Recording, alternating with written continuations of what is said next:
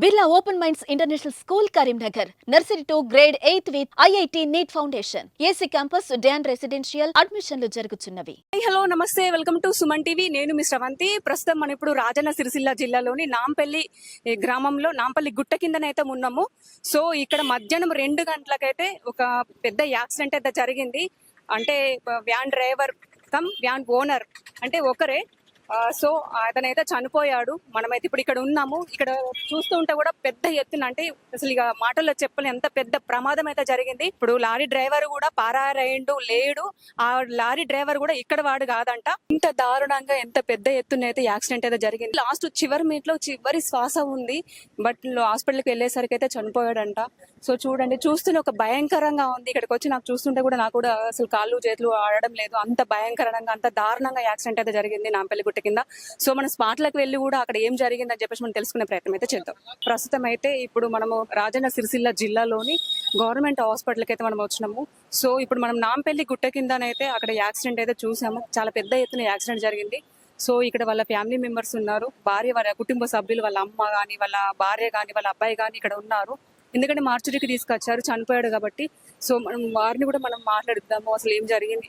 మాట్లాడించలేని పరిస్థితి, ఎందుకంటే వాళ్ళు ఈ టైంలో మాట్లాడలేరు. కానీ మన తరపున మనం ఒక మాట మాట్లాడదాం, అసలు ఏం జరిగింది అని చెప్పి తెలుసుకునే ప్రయత్నం అయితే చేద్దాం.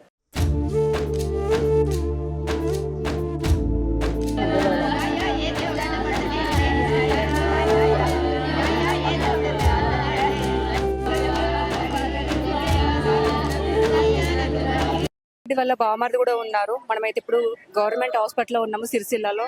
సరే ఒకసారి వారిని కూడా మనం పలకరిద్దాం. నేను తాటిపల్లి వాళ్ళ బాపరెడ్డి బామ్మర్దిని, మా లక్కాపూర్. అయితే మా బావ చనిపోయాడని తెలిసింది. మేము వచ్చిన స్పాట్లో వచ్చే వరకు హాస్పిటల్లో కొద్దిగా పానం ఉందని చెప్పి అన్నారు. అక్కడ ఇక్కడికి వచ్చే వరకు అయిపోయింది, మధ్యలో తెలిసింది. ఇక తెలిసిన తర్వాత ఇక మేము చూస్తే ఆడికి పోయినాం, చూసినాం, వచ్చినాం. ఇక ఆయన స్పాట్లో అయిపోయాడు. ఇక ఏం చేస్తాం, మా చెల్లె, ఆమె, మా అల్లుడు, గరీబ్ పరిస్థితి. సిరిసిల్ల నుండి హైదరాబాద్ బస్సు నాన్ స్టాప్ పోతుంది. హైదరాబాద్ కరీంనగర్ నుంచి ఈయన వస్తుండు, నాన్ స్టాప్ కరీంనగర్ పోతుంది. నాన్ స్టాప్ ను ఓవర్టేక్ చేసే సందర్భంలో బస్సు ముందుంది. బస్సును ఓవర్టేక్ చేసే సందర్భంలో అటు నుంచి వచ్చే వెహికల్ ను ఈయన ఢీ కొట్టిండు, లారీ. అందువల్ల ఈయన స్పాట్ డెడ్ జరిగింది. ఆ ఓవర్టేక్ చేయకపోతే ఆ లారీ డ్రైవర్ బస్సు వెనక వెళ్ళి ఉంటే ఎటువంటి ప్రమాదం జరిగేది కాదు. ఈ లారీ డ్రైవర్ అజాగ్రత్త వల్ల ఓవర్టేక్ చేయబోయి ఎదురుగా వచ్చే వాహనాన్ని గుద్దుకోవడం వల్ల ఎదురుగా వచ్చే వాహనం డ్రైవర్ మా అన్నయ్య చనిపోవడం జరిగింది. సొంత ఒక అబ్బాయి అక్కడ భార్య కూడా ఇక్కడ ఉన్నారు. ఎందుకంటే వాళ్ళని ఇప్పుడు మాట్లాడిస్తే వాళ్ళు అసలు మాట్లాడించలేని పరిస్థితి, ఎందుకంటే చాలా బాధలో ఉన్నారు. సో మనమైతే ఒక్కసారి మందలిద్దాము. నాకైతే మనసు కూడా ఒప్పుతలేదు. ఒకసారి పలకరిద్దాం. చెప్పండి అమ్మా. ఏమి చెప్పాలమ్మా, మా ఈ రోడ్డు మీద బతుకులైనయే అమ్మా. మా ఆయన మీదనే ఆధారపడి బతుకుతుమే అమ్మా. మా ఆయన డ్రైవింగ్ చేస్తుండే. ఇప్పుడు మాకేమి ఆధారం లేకుండా అయిందే అమ్మా. మరి ఏం లేని పరిస్థితి అమ్మా. పిల్లగాడు చిన్నగా ఉన్నాడు అమ్మా. మాకేం లేదే అమ్మా. మమ్మల్ని రోడ్డు మీద వేసిపోయిండే అమ్మా మా ఆయన. అమ్మా నాకేం తెలియదే అమ్మా. మాకేం తెలియదు, మేమెళ్ళి బతకలేము. మాకు బయటకు వెళ్ళకపోతుంటే అన్నయ్య తెలుసుకుంటుండే, నాకేం తెలియకపోతుండే. ఇయ్యాల నన్ను తీసుకొచ్చి హాస్పిటల్లో పెట్టిండు. నాకేం అర్థమైతలేదే అమ్మో నాయమ్మ. నేను ఎట్లా బతుకుతునే అమ్మో నాయమ్మ. నా పిల్లగాడు చిన్నగా ఉన్నాడు అమ్మా. నాయమ్మ మాకేం ఆధారం లేదు అమ్మ. ఆయన్నే ఆధారం అనుకొని బతికిందే అమ్మా నేను ఇన్ని రోజులు.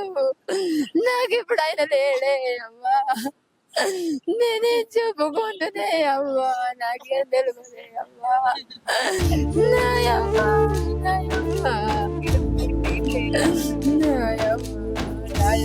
మాకేం ఆధారం కల్పిస్తారో మీరు అవ్వా, నా కొడుకు ఏం ఆధారం కల్పిస్తారో అవ్వా, నా అవ్వా మాకేం లేదు అవ్వా, నా అవ్వా, నా అవ్వా చేసుకుంటే బతికిన ఇన్ని రోజులు ఇప్పుడేం బతుకుతామే అవ్వమే, నా అవ్వా వ్యాన్ అప్పు తెచ్చుకొని వ్యాన్ కొనుక్కొని వ్యాన్ డ్రైవింగ్ చేసుకున్నాడు. ఆ వ్యాన్ అప్పు తీసుకొచ్చి వ్యాన్ కొన్నాడు. వ్యాన్ కొని వ్యాన్ నడుపుకుంటాడు. వ్యాన్ నడుపుకుంటా లోన్ కడతాడు. మాకేం లేదే అమ్మా, మాకేడేం లేదే అమ్మా, అప్పులే ఉన్నవి అమ్మా, నాయమ్మ చేసుకొని బతుకుతాము, మన పిల్లగాడు పెరిగే వరకు మనం బతుకుదామని చెప్పుండే అమ్మ. నాకు ఇప్పుడు నాకేమి ఆధారం లేదు, నాకు ఏం చెప్పుతలేడే అమ్మ. నాయమ్మ నేను ఎట్లా బతుకుడు, ఈ బతుకు నాకద్దే దేవుడా, ఇక నాకద్దు నాయమ్మ, నాకు ఏం ఆధారం కల్పిస్తారే అవ్వా, నాయమ్మ నా పిల్లగాడు చిన్నగా ఉన్నాడే అవ్వా, చూడండి బాబు వల్ల అబ్బాయి 12 సంవత్సరాలు ఉంటాడు. ఈ అబ్బాయి ఒక్కడే కొడుతాం.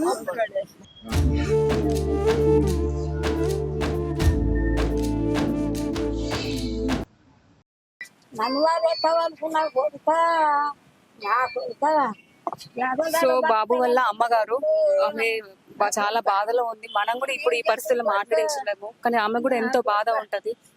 అమ్మ మీకు ఒక్కడే కొడుకా? ఒక్కడే కొడుకు బిడ్డు, నా కొడుక.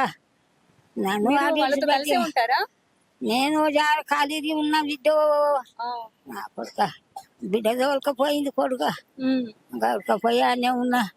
ఇయ్యాల తెలిసినా నా కొడుకు దగ్గరికి మాటకు నోసుకోకపోతే కొడుక, ఏ దేవుడు వాపే కొడుక, ఎట్లా బస్సు గడియాల ఇంటికి వెళ్ళాను కొడుక. మీరు ఎక్కడ ఉంటారు? సిద్దిపేటలు ఉంటాం. బిడ్డ దగ్గర బిడ్డ దగ్గర ఉంటారా? బిడ్డ దగ్గర వాళ్ళే తొలకపోయారు. 2 అక్కలు ఇది నాకు ఈడ కాళ్ళ నొప్పులు ఉన్నాయా మీకు? ఇరిగింది, ఇరిగినాయా? అడ్డం పడ్డ కొడుక. ఇప్పుడు ఈ విషయం తెలిసే వచ్చారా మీరు ఇక్కడికి? ఈ విషయం తెలిసినే వచ్చిన కొడుకు మంచిగానే ఉన్నాడు. ఇలా పొద్దుగా ఏం చేసిన కొడుకును అలా ఇంటికి వాటి పోమన్నా, ఇంటికి పోమన్నా మర్చిపోవడం. అది ఆఫ్సెట్ ఉండే కొట్టించారా అని చెప్పిన.